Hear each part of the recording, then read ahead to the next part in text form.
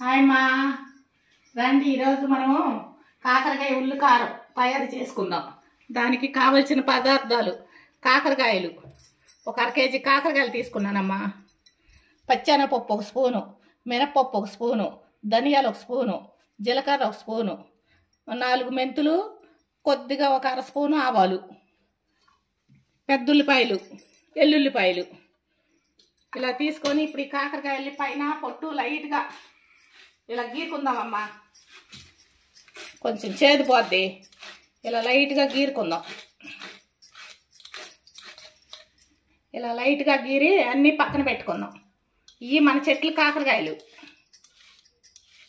ఎంత ఫ్రెష్గా ఉన్నాయో చూడండి. బీరకాయలే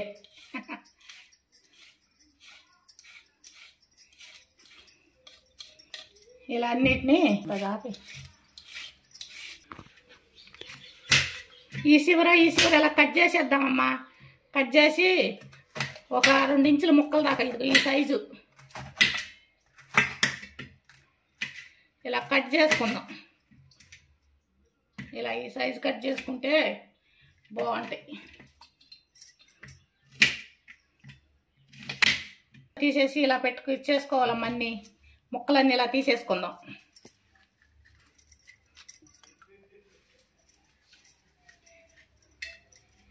అన్నీ ఇలా పెట్టుకుందాం. అన్నీ ఇలా ఒక గిన్నెలో వేసేసుకొని మధ్యలో గుజ్జు అంతా తీసేసినాక ఇవన్నీ గిన్నెలో వేసుకొని కొంచెం పసుపు వేసుకుందాం. కొంచెం సాల్ట్ వేసుకొని కలిపి ఒక 10 నిమిషాలు పక్కన పెట్టుకుందామమ్మా. ఈ కాకరకాయలో చేదంతా బయటకు వచ్చేస్తుంది నీరు. ఇలా ఎంత ఉప్పు పసుపు వేసి ఒక 10 నిమిషాలు పక్కన పెట్టేసుకుందాం మూత పెట్టి. ఈలోపు ఆ కాకరకాయ ముక్కలు ఒక 10 నిమిషాలు అవి నీరు దిగేలోపు మనం ఈలోపు ఈ పప్పులు ఇవన్నీ ఏం చేసుకుందాం. స్టవ్ ముట్టించి కళాయి పెట్టి ఒక స్పూన్ ఆయిల్ వేసుకుందాం. ఇగోండి అమ్మ, ఒక స్పూన్ పల్లీలు కూడా వేసుకుందాం. ఇందాక పల్లీలు చూపించలేదు మీకు, పల్లీలు కూడా వేసుకుందాం. నువ్వులు కూడా ఒక స్పూన్ వేస్తాను లాస్ట్లో. ఇప్పుడు ఇవన్నీ వేసేసి వేసుకుందాం దోరగా. ఇవన్నీ ఇలా దోరగా వేయించుకుందాం. వేగినాక నువ్వులు వేస్తా. అవి వేగిపోయినాయి అమ్మ. నువ్వులు కూడా ఒక స్పూన్ వేసుకుందాం. ఉల్లిపాయ ముక్కలు కూడా వేసేస్తున్నా.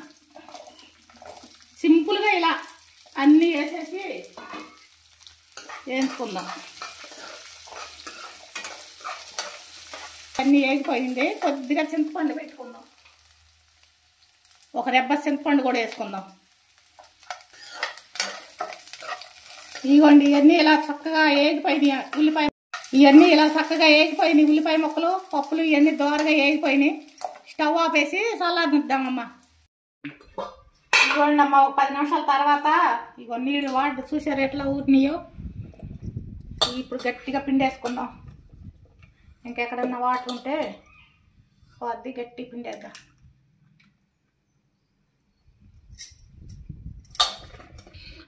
అన్నీ ఇలా గట్టిగా చేదంతా పిండేసుకొని పక్కన పెట్టుకున్నాం.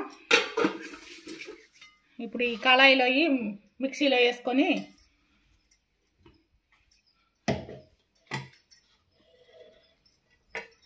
మిక్సీలో వేసేద్దాం. చల్లారిపోయినాయి. స్టవ్ వెలిగించి మళ్ళీ అదే కళాయి పెట్టుకొని ఒక 2 స్పూన్లు ఆయిల్ వేసుకుందాం.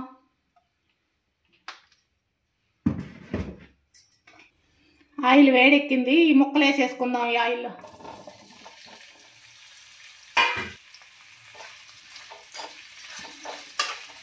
వేసేసి వీటిని ఇలా మగ్గించుకుందాం కాసేపు. ఈ లోపమ్మ ఈ ముక్కలు వేగేసరికి ఇది మిక్సీ పట్టేసుకుందాం. ఎల్లుల్లిపాయ రెబ్బలు,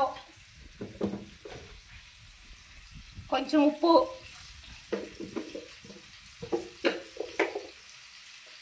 ఒక స్పూన్ కారం, కొద్దిగా పసుపు ఇవన్నీ వేసుకొని ఇది మిక్సీ పట్టుకుందాం.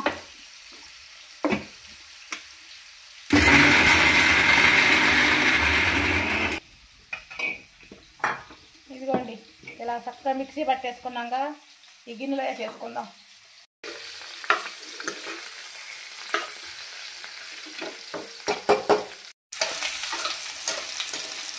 ఇదిగోండి ఏగిపోయినాయి. ఒక 10 నిమిషాలు అలాగ పట్టేస్తే చక్కగా ఏగిపోయినాయి. స్టవ్ ఆపేద్దాం. ఏగిపోయినాయి ముక్కలన్నీ ప్లేట్లో తీసేసుకొని చల్లారిపోయినాయి అమ్మ. అన్నీ అలాగా ముక్కల్లో పెట్టుకుందాం.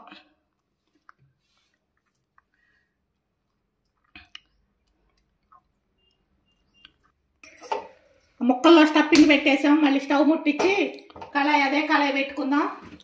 అందులో 1 స్పూన్ మళ్ళీ ఆయిల్ వేసుకుందాం. సరిపోద్ది. ముక్కలు మగ్గాలి కదా, వీటికి కాకరకాయలకి కొంచెం ఆయిల్ ఎక్కువే పట్టుద్ది. వేడెక్కింది, ఇది వేసేసుకుందాం.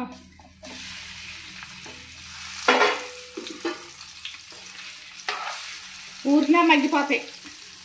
మగ్గిపోయి ఉన్నాయి కాకరకాయ ముక్కలు, మగ్గిపోయినాయి. అవి కూడా పచ్చి వాసన పోయేదాకా పట్టి ఏం చేసి మిక్సీ పట్టుకున్నాం కదా, ఊరినే ఒక 5 నిమిషాల్లో మగ్గిపోతాయి.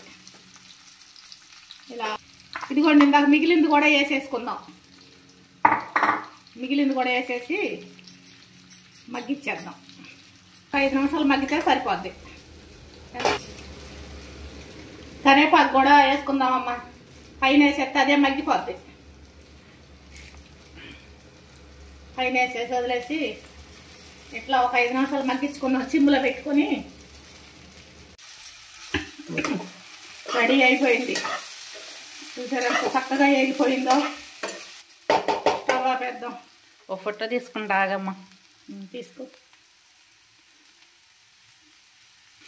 కాకరకాయ ఉల్లి కారం రెడీ. కాకరకాయ ఉల్లి కారం రెడీ. ఈ గిన్నెలో తీసేసుకుందాం.